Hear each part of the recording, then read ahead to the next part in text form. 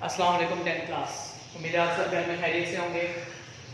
बेटा chapter number 11 sound, lecture number 2 characteristic of sound, आवाज़ की खसूसियात। मैंने आपको लेक्चर 1 में इस चैप्टर की इंट्रोडक्शन, वेटेज और जो की पॉइंट्स थे, जो की टॉपिक्स थे बेटा, वो आपको मैंने बता दिए थे। इस चैप्टर का बहुत ही इंपॉर्टेंट टॉपिक है ये कैरेक्टरिस्टिक ऑफ साउंड। चलिए स्टार्ट करते हैं हम अपने पहले टॉपिक से, लाउडनेस। आवाज़ की पहले खासियत है उसकी बुलंदी, आवाज़ की बुलंदी यानी कि लाउडनेस। ये लाउडनेस होती क्या है बेटा? हम अपनी लाइफ में मुख्तलिफ किस्म की आवाज़ों से हमारा वास्ता पड़ता है। कुछ आवाज़ें बहुत ही मध्यम होती हैं, बहुत ही फेंट होती हैं, और कुछ आवाज़ें हमारे लिए बहुत ज़्यादा लाउड होती हैं। तो एक जनरल फेंट साउंड और बहुत लाउड साउंड के दरमियान जो आवाज़ें होंगी, हम आम तौर पर उसे आवाज़ की एक क्वांटिटी लाउडनेस कहते हैं। बेटा ये जो लाउडनेस है, ये दरअसल मध्यम आवाज़ और बुलंद आवाज़ के दरमियान में जो फ़र्क है, आवाज़ की खासियत को हम कहते हैं लाउडनेस। डेफिनेशन इसके सामने लिखी हुई है, loudness is the characteristic of sound. बुलंदी आवाज की वो खासियत है बाय विच लाउड एंड फेंट sound can be distinguished word है ये जी, जिसमें हम लाउड और फेंट साउंड के दरमियान में एक फर्क कर सकते हैं। कुछ आवाजें आप लोगों के लिए बहुत ज्यादा लाउड होती हैं, मतलब बहुत ज्यादा हाई आपके पास एम्पलीट्यूड वाली होती हैं, ठीक है, आगे उसके फैक्टर्स के अंदर जिक्र आएगा। कुछ आवाजें आपके लिए बहुत ज्यादा फेंट होती हैं, बहुत ही मध्यम होती हैं जी। लाउडनेस ऑफ साउंड पर आपकी टेक्स्ट बुक में प्रॉपरली इन 3 की हेडिंग दी गई है। चौथी हेडिंग भी बिल्कुल एंड पर है, 5वीं हेडिंग आपके इजाफी है। आवाज की बुलंदी पर 5 फैक्टर्स बेटा असरअंदाज होते हैं। पहला फैक्टर है amplitude of vibrating body. Vibrating body का एम्पलीट्यूड और लाउडनेस एक दूसरे के डायरेक्टली प्रोपोर्शनल है, यानी कि एम्पलीट्यूड बढ़े तो आवाज की लाउडनेस भी बढ़ती है। अब ये एम्पलीट्यूड क्या होता है, अक्सर स्टूडेंट पूछते हैं। एम्पलीट्यूड बेटा चैप्टर नंबर 1 का टॉपिक है, जैसे मैं बार बार जिक्र कर रहा हूं। देखिए कोई भी एक आपके पास एक धागा है या आपके पास एक हाई स्ट्रेच स्ट्रिंग है, जैसे कि गिटार और सितार की होती है, जो उसकी वायर्स होती है बहुत ज्यादा तनी हुई होती है, टेंस हालत में होती है। अगर आप इसको हल्का सा प्लग करें तो प्लग करने के बाद ये वायर जिसका ये मीन पोजीशन है, ये अपने मीन पोजीशन के आगे और पीछे जितना डिस्प्लेसमेंट कवर करेगा किसी एक तरफ, वो इसका एम्पलीट्यूड कहलाएगा। तो बेटा सिंपल सी बात है कि अगर आप उस गिटार को हल्का सा प्लग करें उसकी वायर्स को, तो थोड़ा एम्पलीट्यूड पैदा होता है। तो थोड़े एम्पलीट्यूड के ऊपर आपको ज्यादा बुलंद आवाज भी नहीं महसूस होती। लेकिन अगर आप उसको वायलेंटली प्लग करें, बहुत जोर से उसको प्लग करें, तो उस सूरत में क्या होगा कि ये इसका मीन पोजीशन है, पहले ओरिजिनल पोजीशन पे वायर थी, तो उस सूरत में क्या होगा कि वायर अपने मैक्सिमम डिस्प्लेसमेंट को कवर करेगा। तो ये जो मैक्सिमम डिस्प्लेसमेंट है, इसे हम कहते हैं एम्पलीट्यूड। ठीक है बेटे जी?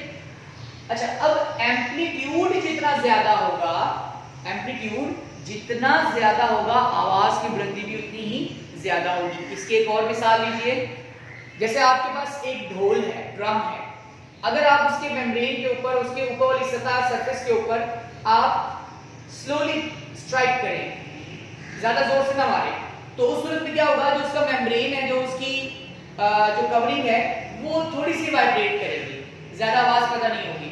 लेकिन अगर आप उसको जोर से प्लग करेंगे तो उस ढोल की जो मेम्ब्रेन होगी वो बहुत ज्यादा वायलेंटली वाइब्रेट करेगी, मतलब उसका एम्पलीट्यूड बढ़ जाएगा, अपने मीन पोजीशन के गिर्द डिस्प्लेसमेंट बढ़ जाएगा, तो उस सूरत में आवाज भी ज्यादा पैदा होगी। इस वजह से मैंने कहा कि एम्पलीट्यूड जो है वो लाउडनेस के डायरेक्टली रिलेशन है, डायरेक्टली प्रोपोर्शनल है। एरिया ऑफ वाइब्रेटिंग बॉडी, जितना वाइब्रेटिंग एरिया ज्यादा होगा, लाउडनेस भी ज्यादा होगी जी। Area directly proportional to loudness. बिल्कुल, यहां पर भी ढोल वाली मिसाल लेते हैं।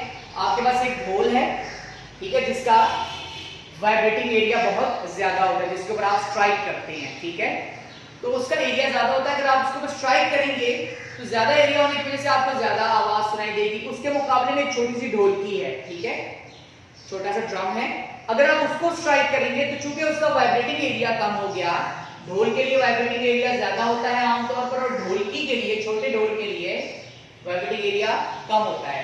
तो ज्यादा बड़े ड्रम के वाइब्रेटिंग एरिया बढ़ने से जब आप उसको स्ट्राइक करेंगे तो आवाज भी ज्यादा पैदा होगी, और ढोलकी का वाइब्रेटिंग एरिया चूंकि कम होता है, जब आप इसको स्ट्राइक करेंगे तो यहाँ पर इतनी आवाज पैदा नहीं होगी, इतनी लाउड साउंड नहीं होगी। So greater the area, louder will be the sound. They both have the directly relation. इस तरीके से आपके टेक्स्ट बुक में और भी एग्जांपल मौजूद हैं, आप उसको रीड करेंगे properly. Distance from vibrating body. देखिए जी, सिंपल सी बात है कि अगर मैं आपसे बात करता करता आप थोड़ा सा दूर हो जाऊं, थोड़ा सा फासले पर चला जाऊं, तो मैं अगर उसी एनर्जी लेवल के ऊपर बात कर रहा हूं तो अब आपके लिए वो आवाज सुनना मुश्किल होता जा रहा होगा। क्यों?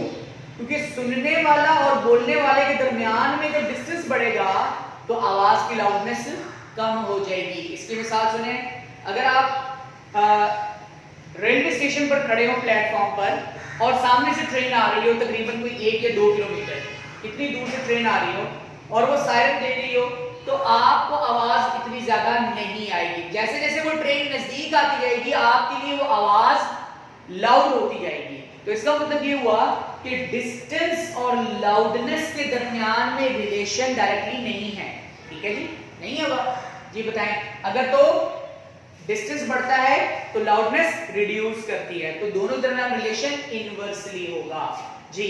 Distance is inversely proportional to loudness. जितना ज्यादा फासला होगा आवाज की लाउडनेस भी उतनी ही ज्यादा होगी। बहुत सी मिसालें हैं बेटा इसकी। अगर आपके घर के करीब कोई मस्जिद है तो वहां से आपको आवाज, अजान की आवाज बिल्कुल क्लियर और लाउड सुनाई देती है, लेकिन जो मसाजिद आपके घर से दूर होंगी उन मसाजिद से अजान की आवाज आपके लिए लाउड नहीं होगी, क्योंकि आपके घर से लेकर उस मस्जिद तक का डिस्टेंस बहुत ज्यादा है। तो डिस्टेंस के बढ़ने से आवाज की लाउडनेस में कमी आती है, ठीक है। मैंने आपको मिसालें दी हैं, आप दोबारा वीडियो देखिएगा इसको और आपको ये चीजें एग्जांपल के साथ जो मैंने बताई हैं गौर कीजिएगा, आपको ये टॉपिक क्लियर होगा जी। Distance is directly proportional to the loudness. Physical condition of listener's ear. देखिए जी, हर एक आवाज हर एक कान के लिए मुख्तलिफ हो सकती है। मिसाल के तौर पर हमारे जो बुजुर्ग हजरात होते हैं उनके कान सारी जिंदगी काम कर करके और वो प्रॉपरली अपने एग्जीक्यूट करने के बाद, मतलब वो प्रॉपर अधेड़ उम्र में जाकर उनको ज्यादा सुनाई नहीं देता। इसकी रीजन क्या होती है? ऑब्वियसली उनकी जो एयर ड्रम है वो सारी जिंदगी वाइब्रेट कर करके अब उस एज पर प्रॉपर सेंसेशन पैदा नहीं कर पाते। तो उनके साथ हमने आम तौर पर, कभी आपने ऑब्जर्व किया होगा कि अपने बुजुर्गों के साथ, जो बहुत ज्यादा बुजुर्ग होते हैं उनके साथ थोड़ा ऊंची आवाज में बात करनी, ऐसी बदतमीजी के ज़मरे में नहीं, ताकि वो सुन ले, ठीक है। तो ऊंचा बोलने का मकसद ये होता है कि उनको वो आवाज सुनाई दे। तो जो आवाज बाकी सब के लिए लाउड होगी वो हमारे उन बुजुर्ग के लिए बहुत ज्यादा लाइट होगी, बहुत फेंट हो सकती है। इसी तरीका से जो डिफेक्ट्स ईयर होते हैं, मतलब जैसे बुजुर्गों के हैं, उनके लिए बहुत ज्यादा लाउड साउंड बहुत फेंट हो सकती है, ऐसा पॉसिबल है। इसी तरीका से जो कुछ जैसे छोटे बच्चे होते हैं, ठीक है बेटा, कभी आपने ऑब्जर्व किया कि जो छोटा बच्चा होता है उसके कान के जो पर्दे होते हैं, जो एयर ड्रम्स होते हैं, वो बहुत सेंसिटिव होते हैं। अगर आप उनके कान के पास हल्का सा क्लैप भी करेंगे, ठीक है, कान के पास आप अपने हाथ से क्लैप करें, ताली बजाएं, तो वो जो आवाज पैदा होगी वो उनके लिए एक सडन और बहुत ज्यादा लाउड हो सकती है।